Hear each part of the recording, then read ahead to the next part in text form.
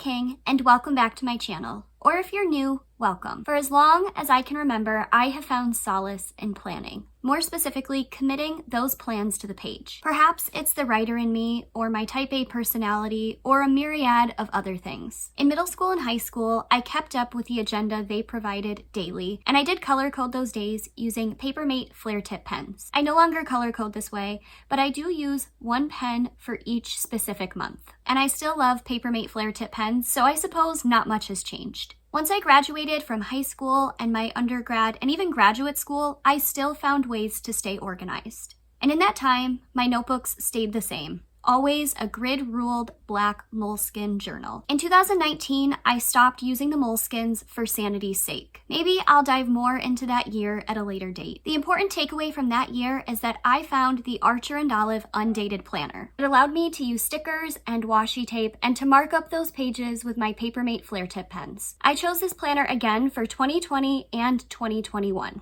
If you've been following along, you'll know that this planner was no longer available for this year. I cursed myself for not planning ahead, buying in bulk, squirreling away the holy grail of planners. And this lasted for a few panic-stricken days in November 2021 before I decided to take this as the start of a new adventure. If I'm being honest, the sections I had set up in the Archer and Olive undated planner were no longer working for me. It started to feel like a chore, which planning never should. It has always been my self-care. So I went to work researching new planners. I desperately wanted something undated or even something that started on Monday. Yet finding a planner that met those stipulations was more difficult than I ever imagined. I ordered the Day Designer planner first, then the Pellatini, then the Thomas & Coco planner from Amazon, before finally finding the holy grail of planners, my Papier. But since I had a plethora of planners and never being one to gravitate toward waste, I decided this was the perfect reason to reinvent my process.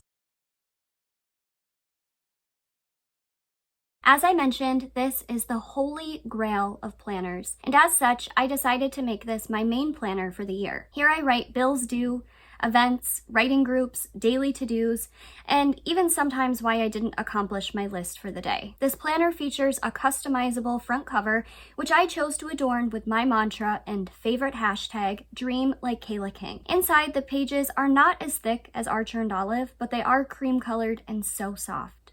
The planner features monthly calendar pages and weekly pages. The setup of these sections is very similar to Archer and Olive. I also appreciated that each week begins on a Monday, a personal must-have. As this was the first planner I purchased, I do appreciate the high-quality materials used in its creation. The cover features the romantic design. Inside, there's a spot for the word for the year. I have been setting my own word for the year since grad school, so this was a nice addition.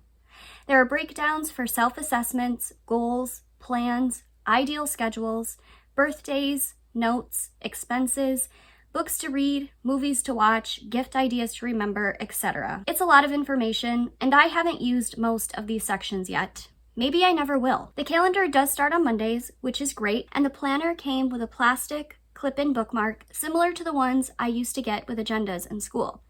Each week features a top 3 section, notes section, inspirational quote, and daily breakdowns. Personally, I find the daily sections to be too small to use for everyday planning. The paper quality is also not as thick as the Papier planner. However, as there was so much space in here, I did decide to make this my YouTube/business planner. I do have big goals to tackle this year, and I know this planner will certainly be helpful. If you've been following along with my writing vlogs, this planner might look familiar. I think we can all agree the design of this planner is gorgeous. I absolutely love how mystical and witchy it feels. I covered up the Pellatini logo on the front with a sticker featuring a quote from Addie LaRue, and on the back I also added a sticker I designed for the Elpis Pages, which says, "Sometimes all we have is hope." I do love that the first page of this planner says, "Plan with intention." This is such a great reminder, especially at the start of a new year. As someone who adores her crystal collection, I also like how there is a breakdown of power crystals. Pellatini does sell power crystal pens to be used with their planners. Next, there is a monthly vibes section, which I have already put to good use. I'm not sure what I'm going to use the blank note pages for, but I appreciate the amount of space provided for future plans. This planner did come close to being an everyday pick, as the weekly spread is very similar to my old Archer and Olive planner. However, the biggest downfall of this is that it starts on Sunday. Just like the Day Designer, the spiral binding did make it tough to be used with my washi tape, and this too has thinner pages, which I knew couldn't withstand the amount of stickers I like to use for everyday planning. Each month features adorable graphics and quotes before opening to the monthly calendar. With the amount of space, I decided to use this planner specifically for my writing. At this time, my biggest project involves completing the line edits on my WIP.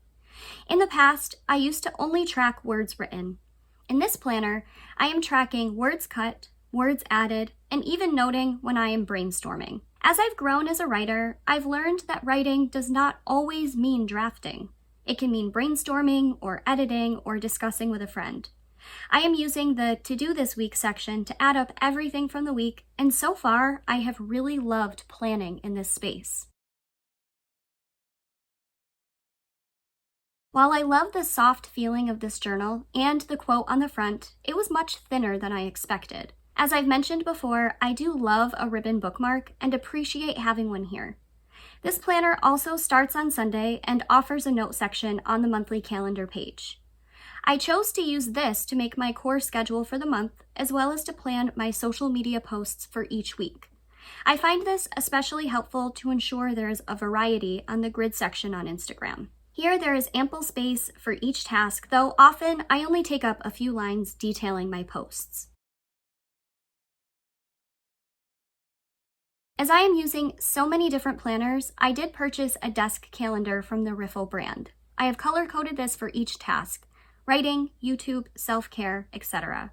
I'm not sure yet if I'm going to stick with the same schedule for next month. In the past, February has always been a tough month for me, so I want to be conscious of this when determining my best schedule. However, I love the quality of paper and amount of space here. Having everything at a glance has made staying productive that much easier this month.